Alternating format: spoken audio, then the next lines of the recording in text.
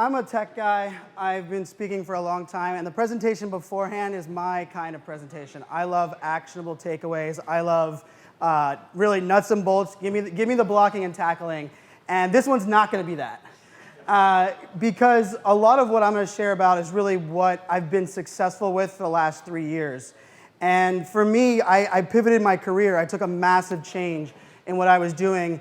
And I went from being in cybersecurity for the Department of Defense and working at a cloud computing and data center company to really trying to invest and work with brands on how they can tell their story better in a social business type perspective. And when I pivoted my career, not only would I not be able to get on stage or get in front of a client, but most people didn't know who I was. I left an industry that was very close-knit, that was very, very small in a sense of what they were doing, and I wanted to pivot. And I worked really hard at pretty much pivoting and telling my story in as many ways as I possibly could. And ultimately, over the last 3 years, it's given me the opportunity to travel the world. I've worked with the largest brands in the world, doing things from Snapchat campaigns to Facebook Live to Periscope. I do workshops on personal branding. I'm able to do a lot of the things that really, you hear that notion, chase your passion or follow your passion. And for me, so much of that has come true, and it's not the blocking and tackling. It actually comes down to a couple different things, and really things that I've been able to really just focus on, and it started with being myself. And being myself, you know, it sounds kind of easy, but I can tell you, if you think social media is hard, the first 8 months of my pivot, social media was extremely hard. I hated it. I've had to put so much work into every tweet, into every post. I had to think, what does everybody else want me to do? What do I need to share that everybody else wants to hear? And I was this close to like quitting and going back and working in the data center company. The bar was low. I had figured that out because really social media was hard for me. And something that I had prided myself on, my dad growing up was born and raised in Pittsburgh, Pennsylvania, very proud of, proud of my background. And my dad had always instilled in us, you know, failure happens, life happens, you treat other people like you want to be treated. And he also reminded us always to always be yourself. And it's something that I took pride in. It was in high school, I was the only kid that wanted to work in computers. I surfed every morning, and I was a thespian in high school, right? Like, I did what I wanted to do. I focused on my passions. And so for me, why could I not do that in social media or in digital? I kind of put a barrier between the two. And really what it comes down to is time's changed. This entire concept, really what's going on has changed. And I'm a proud dad of 3 little girls under 7 years old. And for me, I think they're going to grow up in the greatest time in our world. And the reason I believe in that is it really has so much to do with social media and the internet as a whole. Because growing up in Pittsburgh, I have family that have never left the state. Many have only driven 1 to 2 hours away from their house in Pittsburgh. And so their exposure to the world, their ability to not feel alone, their ability to relate and find new people that understand who they are, what they do, is really limited by the physical location that they go, where they travel. That's changing. I have business partners and friends in 4 countries. You're able to actually walk the streets. I walk the streets of New York City every single day with a live streamer named Jeff Goldberg, who's here in New York City, that live streams different events and locations around New York City. I would go to sleep listening to a saxophonist down at Grand Central. I'm able to do that because of internet, live streaming, social media. And really, for me, I don't care if you like underwater basket weaving, you like dyeing your hair blue, and you like doing it in bright-colored socks. I believe we can find people and we can discover and relate with people that have some similar passion. Or maybe they also like that kind of thing. And to me, that's what the world we're living in today. But I'm also not naive to think that the world isn't extremely noisy. Life is noisy, digital is noisy. My grandfather always reminded me growing up in Pittsburgh, he said, son, I had 3 TV channels. I had no remote, and so that oftentimes meant I was too lazy to even go up and have the channel. So I received my news, my content, my information from 1 channel. Now we have hundreds of thousands of places that we can get our information, that we can engage. It seems like there's a new social media platform, a live streaming platform coming up every week. Every time you talk to a new marketing agency, if you're a business, they're going to tell you what new platform. You need to be on Snapchat. You need to be on all these things. All of these things are noise, right? And the noise can be crazy. And I'm a FOMO guy, the fear of missing out. I love living on that edge and understanding what's out there. But I don't believe that means you need to be everywhere. You just have to come to the realization that life is noisy. And that's kind of what we're dealing with right now. And how do we get through the noise? How do we figure this out? And you'll hear things like work-life balance. Well, work-life balance, I believe, is a joke. It's a myth. Because today, I remember, I worked for the Department of Defense, and the first time I traveled to Iraq, I didn't have a BlackBerry the very first time in Iraq. And the second time I went to Iraq and Afghanistan, I had a BlackBerry, and it was a completely different experience. But going there and being completely disconnected from the world, sitting there on the ground and figuring out, like, wow, this is a completely different space. And one of my jobs was actually to enable the firewall in Iraq to allow Facebook. Because one of the generals had just got his stay extended 4 months. And that was his only negotiating chip. The only thing he asked for when they asked him to stay was, can you please give me access to Facebook? Well, I was the guy that was like, wait, why? And he said, I feel as close to my granddaughter as I have any time in my entire life. I have a bad day, whatever I'm doing, no matter what I'm doing, my life is my work is my life, but I'm able to connect to that using Facebook. And I blew my mind, because I was in Iraq. He actually had one of his posts was inside of Saddam Hussein's palace. And so we were enabling Facebook to reach there. And really what I want to kind of break that down to is, it's not work-life balance, it's life. And it's not online and offline, it's life. Online can be so hard and so stressful if you're trying to put something online that is not you. And we've heard things about catfishing, and we've heard things about what you're doing. And I believe it comes down to telling your story and being yourself. And it's the same way we do it offline. When someone talks to me and says, what do I share online, or how much should I share? I'm very transparent. But it's because I've managed my own risk versus rewards. If you feel that when you're face-to-face with people, you don't share certain things, don't share those same things online. But don't think of the two things as two different worlds. You have to kind of embrace and understand both. And that's what I call life. Now, I believe there's two great shifts in the mindset, and this is what I have up here on the screen. We have a massive shift, because for every brand, for every marketing, for every sales, they believed for the longest time that they could control the message. They could control what was being said about them. They could control what was going on. Well, I believe control is an illusion. Control is an absolute illusion. We cannot control anything. We can set up swim lanes, and I like to say swim lanes.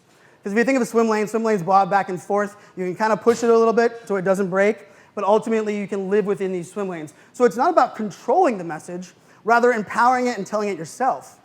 And then the second one is perfection is a fairy tale. And really the reason I believe in that is nobody believes a brand is perfect. Nobody believes you are perfect. If you're sitting at home right now and you're watching this on the stream, raise your hand if you believe you're perfect. I can't see you, but if you did, you're lying. And you didn't, it's because we all know that we're not perfect. So why as a brand, why as a person on social media, do we want to try to convey that? Do we want to relay that we are perfect? If we all know that we're not perfect, we need to take down that barrier. We need to stop thinking and trying to provide information at perfection. And live streaming is actually the catalyst for this. Because for brands, I helped launch IBM's very first Periscope. I took over the SAP account for 5 days last week. And you know what their risk was? Very heavily. They had to trust me. But they didn't put control in there. They didn't ask for me to be perfect. They asked for me to relay their message, convey their story, help provide value to their audience, and ultimately enjoy myself. That's SAP. That's a large brand. That's IBM. I like to say, if IBM can do it, that's Big Blue. What is our excuse? So it's no longer about understanding. And a lot of the things you've heard today about live streaming or Snapchat or the new domains, all of these things, I think the fundamental foundation comes down to understanding that it is no longer about control and perfection. And then once we understand that, once we get over control and perfection, transparency is a powerful element. Because transparency really does allow people to understand and allows us to empower our own vulnerabilities. I share very openly. I'm an entrepreneur. I struggle every day as an entrepreneur.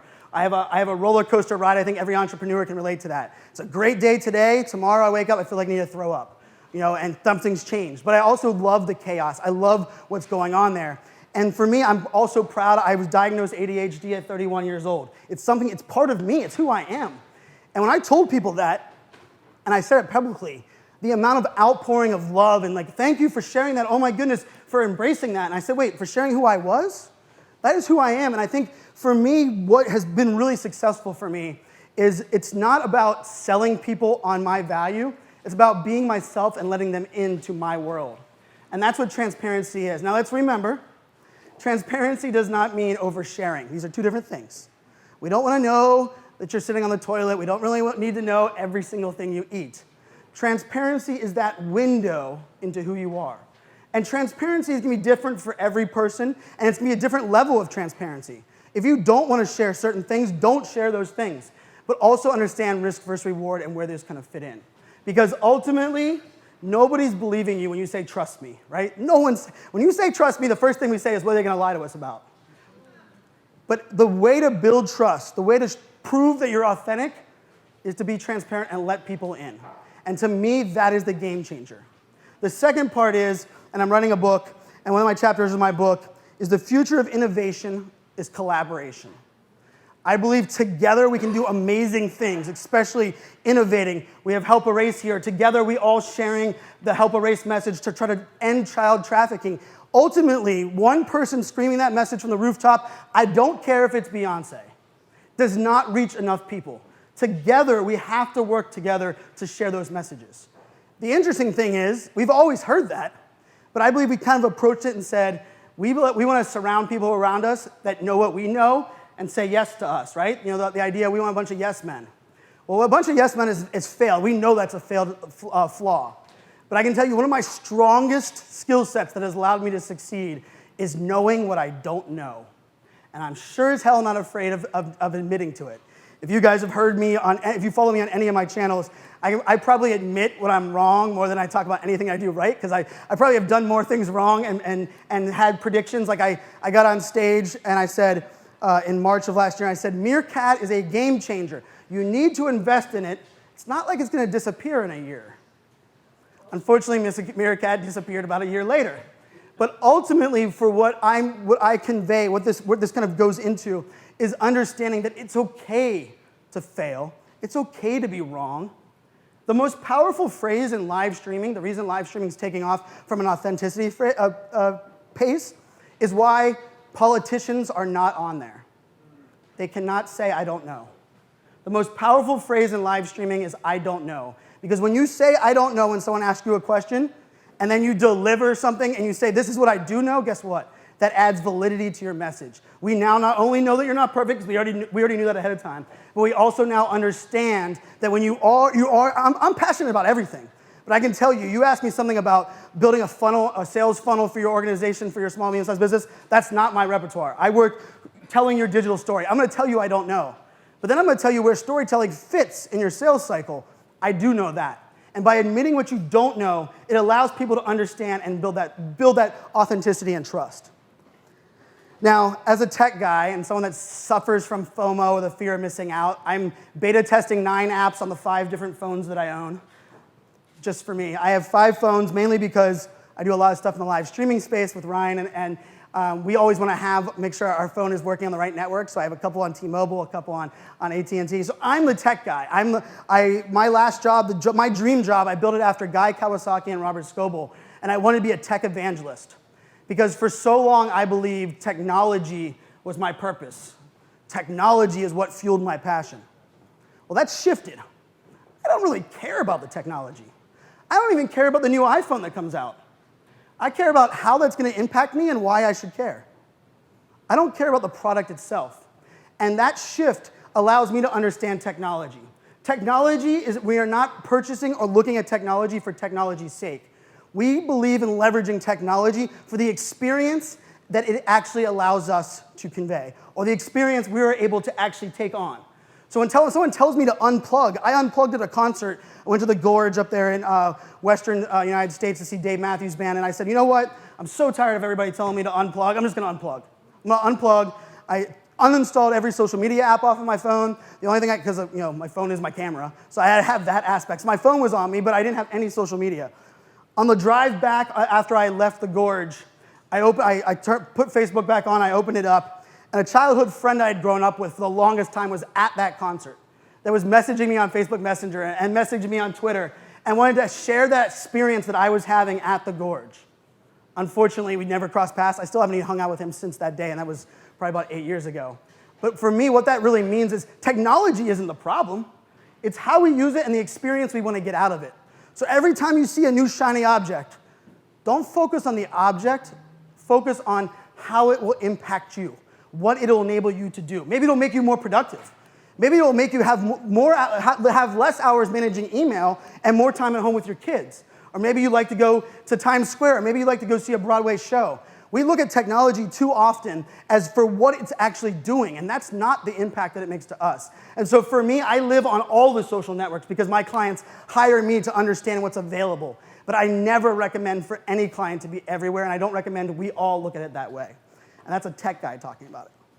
The second thing is actually, in my job, my last career, when I was working at Department of Defense and then at a data center company, one of the hardest things people have heard, and I think you guys have probably all heard it, prove to me the ROI. Or, as an entrepreneur, it seems like every other day right now, you have a really bad day. And how many here focus hours on the bad news and minutes on the good news? Right? If you're not willing to spend the same time celebrating your wins, then you sure as heck shouldn't spend that same amount of time dealing with the failures or the things that life kind of throws in your face. And what I mean by that is, I came up with this philosophy, and I call it screenshot awesomeness. And everybody in my group, I have 32 employees, they all had to do this. Every message they got that was good, every email that they got, they good. Every time they're hanging out with somebody, they would take a picture. And it doesn't even have to be a picture on your phone, it can be a picture, you paint the picture. You take a screenshot of awesomeness, and then everybody on their desktop had what I called the portfolio of awesomeness. And I kind of like crazy words and those kind of things. And what it meant was, anytime you had a bad day, anytime you had someone hating on you, someone said, you suck, your YouTube comments are bad. Rather than dwelling on that, you pull open your bucket of awesomeness, your portfolio, and you get reminded of the good things we do. And it's weird when you do it, trust me, because you're like, I'm screenshotting like a thank you tweet, I'm screenshotting, and when you're doing it, it feels very small. But when you're down, or when you have to prove the ROI, I mean, for me, for a social media manager, it's the best thing. 45 days after you start screenshotting awesomeness, and that manager comes to you and says, prove to me what you've done that's well. If you didn't have that portfolio, you'll go, well, I did this, I have these really crazy vanity metrics that mean absolutely nothing for the business, and I think I did, that's my ROI. Or you go back to this portfolio of all of the good things that happened. I can tell you one of the biggest things for me happened, and it happened for my own portfolio after I had already kind of taught this for my team, is I had someone come to me and say, Brian, I know you do this whole portfolio of awesome. He's like, can you show me like some of the things that you have? And I had this little client called CenturyLink. And CenturyLink had sent a message to our Twitter account. They hadn't got a message, so they reached out to my personal Twitter account. Well, I had a back and forth conversation with them that I had screenshotted that was very positive, and they were excited to see. Our largest partnership in the history of that company was with CenturyLink. By looking at that screenshot and looking at the timestamp, their first interaction with our company was that Twitter focus with me, that Twitter conversation with me.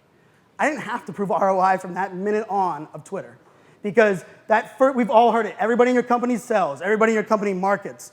But ultimately, does everybody in your company record all of these great things that are happening? So I recommend trying it out yourself. When you're doing something great, maybe you just finished running. Take a picture of yourself. You don't have to post it, because I know some people still are living in this perfection world. Or maybe you'll add a filter to Instagram. But put it onto a folder on your phone. Add it to an Evernote document. Because I can promise you, it helps you deal with the downs, and it allows you to prove the ups matter. Now, telling your story is an interesting one, because storytelling to me is my favorite thing to study. I study every presentation. I've spent a lot of time looking at storytelling. And the cool thing about storytelling is you can never get it right, because every audience changes, every message changes, every value proposition in these variables change. Just in how someone's changing, if someone leaves the room, that changes how the story is actually conveyed. And the reason storytelling is so powerful is it comes down to this. When you see LeBron James repping a Kia on a commercial, do you believe that LeBron James drives a Kia? Do you believe LeBron James, when he says, this is a great car, look at the radio, has he ever used the radio for himself? But Vincenzo here, who you saw on stage a little bit earlier, he was just at a Kia outing in San Diego a couple days ago, and they were test driving the Kia, and inside they're Snapchatting and live streaming and creating all this content.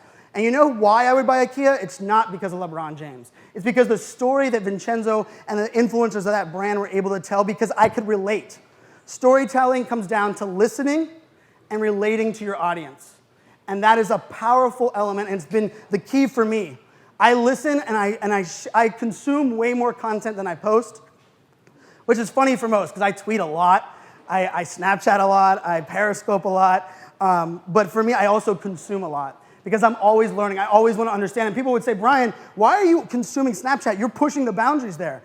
And I'm saying, I'm pushing the boundaries because my audience is actually understanding and being able to relate. If I'm no longer listening to my audience and my audience changes, how could I continue to do that? And so for me, understanding that is key. Another essential one for me is consistency. Consistency, consistency. You guys understand what I'm saying? Consistency. Because in the digital world, we just talked about life is noisy. Everyone tells me I want to stand out from the noise, and I'm doing exactly what Gary Vaynerchuk is doing, and nobody can see me. Well, no kidding, you're in his dust. But the basics of this comes down to when someone Googles your name or someone looks for you, if they can't understand your story on every channel or every place, it doesn't have to be the exact story, but understanding who you are, the foundation of who you are, then they will never remember you. And in this dizzy, digital world that is not only crazily busy, but the chaos that exists, the best way to stand out from the noise is being consistent. Live streaming is live. It doesn't mean you don't need a strategy. It doesn't mean you can't make an appointment. It doesn't mean you can't schedule things. Because in our world now, with all of this craziness and chaos, we do have to understand consistency allows people to discover us. If you Google my name right now, I can guarantee you can go to page 4, and as long as the result of me, probably put iSocial fans in, you will be able to understand that in that, whatever page you go to, if it's a page that I could control or a page that I could update, you'll be able to understand. I talk fast, tweet faster. I'm a proud dad, born in Pittsburgh, Pennsylvania, and I love what I do. Because that is my story, and I want to say it everywhere and anywhere. There's a lot of things that kind of live in our world, and there's a lot of things that when I tell people, be yourself. Be yourself is hard.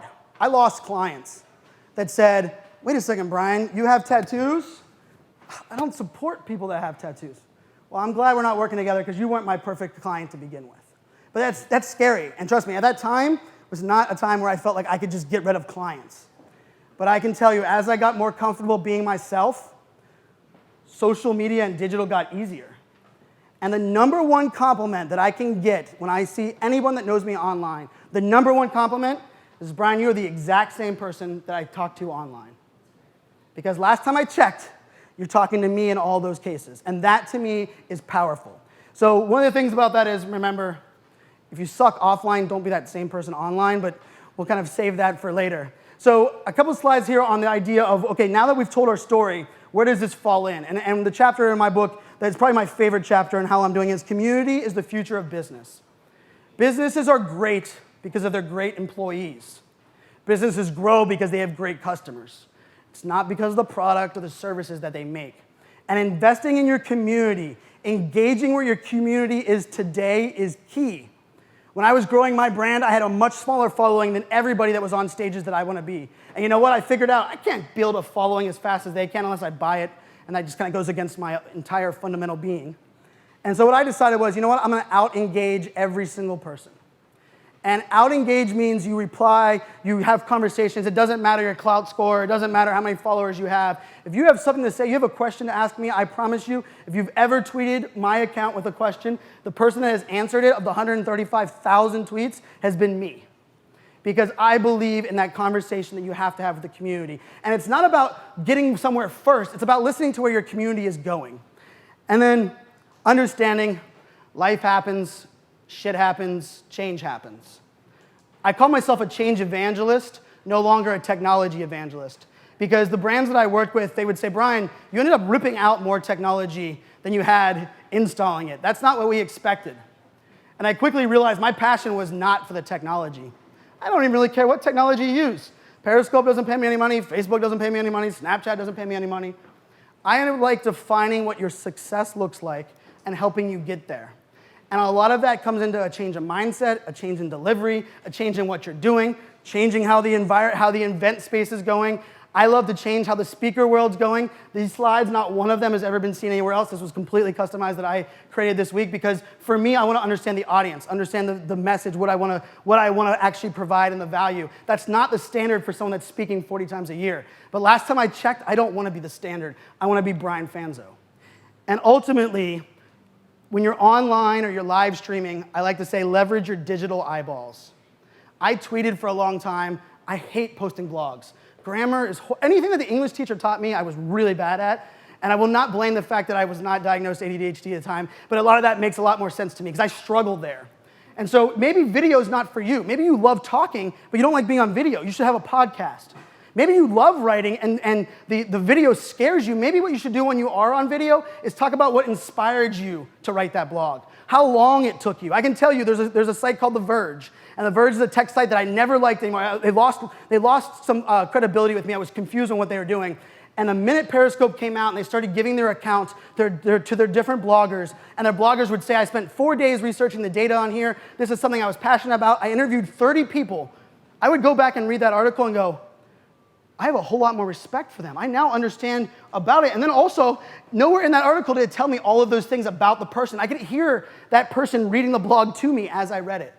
Ultimately, by leveraging your digital eyeballs, allowing people to look you in the eyes, or maybe see all your hand movements like I do. I'm Italian, it's just one of those things.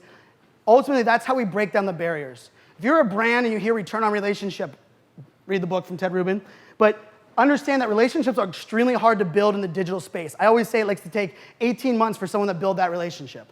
When you leverage your digital eyeballs, you let someone come into you, that you're able to look you in the eye, see that you're authentic, and see that you're passionate, that's a 3-month cycle. We're shaving off all of that time because people, trust me, it is really hard to fake yourself on video. And it's continue to do it and continue to do it. Last but not least, I hear all the time, Brian, what do you post on social media? My dad said that since the day I started tweeting. Son, what in the world? What do you share? Or like, how much is too much? Or what should my brand post? Or how do I cover a topic? I have a simple rule. Nobody will ever say you're helping too much or providing too much value. And value is a funny word because if you've heard the phrase, I created a viral video that nobody watched, you didn't create a viral video. You created a video that you thought was really good that didn't go viral.